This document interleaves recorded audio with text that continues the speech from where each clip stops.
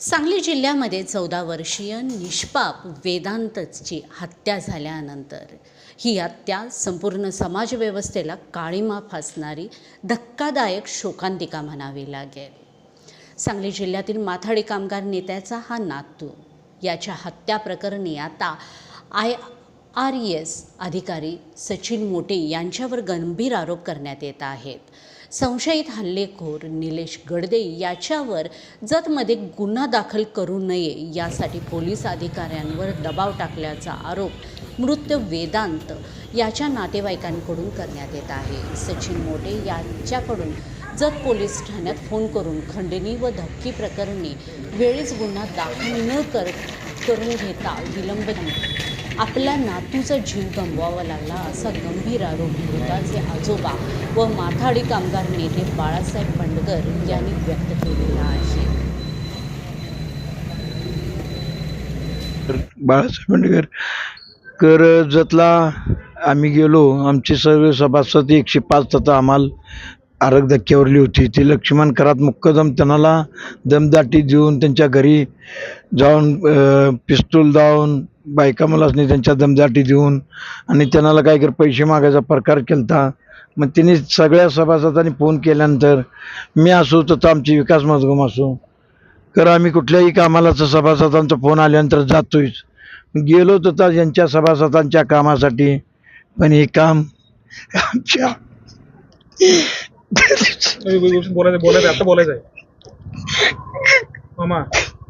कोण धमक्या देत होतं आणि कोण सारखं निलेश गडदे म्हणून आहे आणि तिनेच फोन करून डायरेक्ट सांगितलं तुम्हाला तिघाला बी उडू ना. कोण तिघं म्हणल्यावर मला तुझ्या पोरग्याला तुला आणि लक्ष्मण करातला. अरे कशासाठी काय तू इथं आम्हाला का आलायस? मग आम्हाला प्रतिनिधी म्हणल्यानंतर आम्हाला जी कामच करतोय विकास आमचा नेता ते म्हणले रे आम्हाला जी आम्ही कामं करत राहतोय तर असा प्रकार घडाला तर आम्ही जायचं.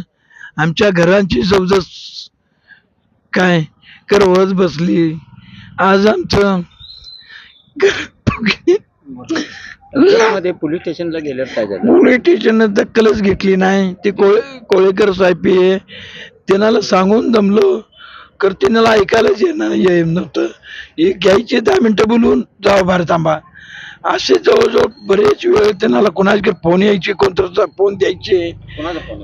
फोन येत होता मला काय लक्षात तेवढं. मोठे सचिन मोठे IRS कोणतर म्हणून त्यांचा DYSP फोन येत होता. तिने ते DYSP सारख्या त्यांना इकडे फोन यांचा सकाळी 11ला गेलेलं साहेब संध्याकाळी 5:30 वाजता थांबवलं आम्हाला आणि तिने पण आमचा दखल घेतली नाही म्हणून हे प्रकार घडलेला आहे. काय मागणी आहे तुमची? आमची मागणी काही नाही. ही पोलीस स्टेशननं आमची दखल घेतली नाही आणि त्यांच्यामुळं आमचं ही बाळ गेलेलं आहे एवढंच मला सांगायचं. आणि दुसरी गोष्ट त्या निलेश सरकारला काय निलेश गडदेला एन्काउंटर झाला पाहिजे हीच आमचं म्हणणं आहे.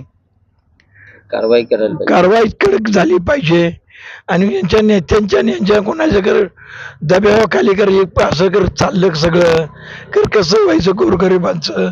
आणि गरिबांची कुठे न्याय मागाय गेली आमच्यासारखी कर माणसं मोहरे गेली तर आमच्याच घरात येऊन आमच्या मुलांनी बाळांनी बायकांनी कर मारहाण करून गोळ्याबार करायला आली तर आम्ही कसं यांच्या हिताच्या कामासाठी जायचं एक हेच आहे. आणि अशी कर कन्या घेणारी पैसे मागणारी दमदाटी देणारी पिस्तूल काढणारी फायरिंग करून पोलीस स्टेशनच्या समोर फायरिंग होते जतमध्ये. ते कोळेकर साहेब तथंच आहेत बियात वाटतं तथं कोळेकर साहेब स्वतः समोर बघतात. गाडीवर आमच्या सभासदांनी ते आता फायरिंग आपल्यावर करतोय आम्हाला मारायला लागते कवा हे होतं म्हणून आम्ही सभासदांनी मी दगड टाकली गाडीवर त्याच्या. आणि पे साहेब कर समोरच आहेत. आपल्याला म्हणतात तुम्हाला अक्कल आहे का नाही साहेब त्याच्या मागं गाडीला वाहतूक सापडतोय आता. कर साहेबानं तेव्हा त्याला पकडलं असतं गाडी मागं लागून हे प्रकार झाला असता का? काही सगळं ठरवूनच कार्यक्रम झाला आहे हे पण मला काही कळेना.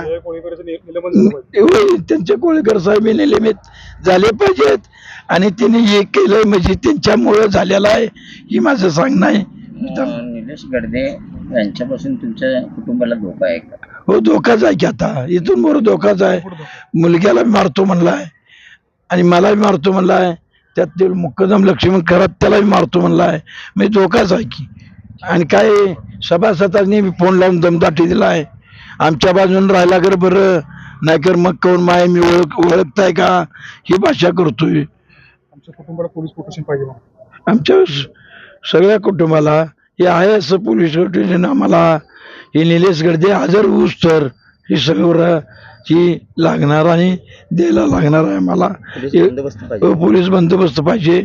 आणि आम्ही ही मागणी आता आम्ही नेत्यांनी बी करू आणि सगळ्यांना मी सांगणारच आहे. माझं नाव लक्ष्मण पंढरपुरात राहणार बाज.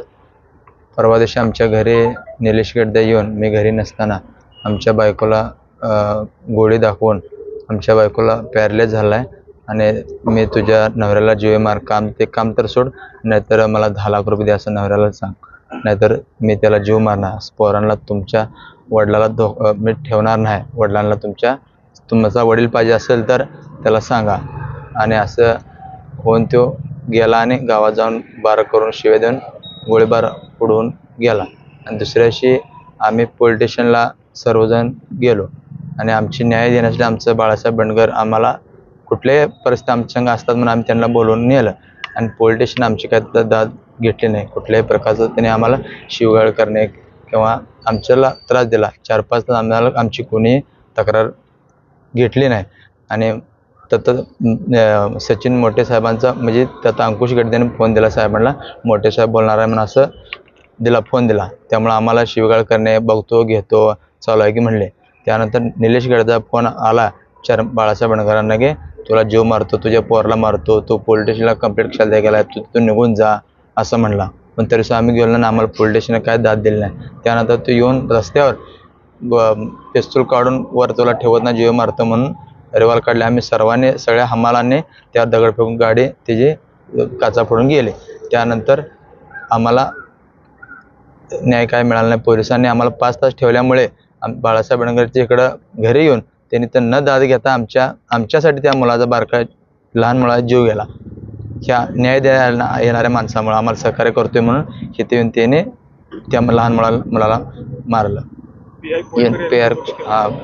PI कोळेकर साहेबांनी लक्ष न दिल्यामुळं आम्हाला शिवगाळ करून बाहेर काढले, घेतो असं तसं म्हणून आम्हाला लक्ष दिलं नाही. PI साहेबांनी त्यांचं काम तक्रारच घेतली नाही. 5 तास थांबून आम्हाला हाय असं ठेवलं.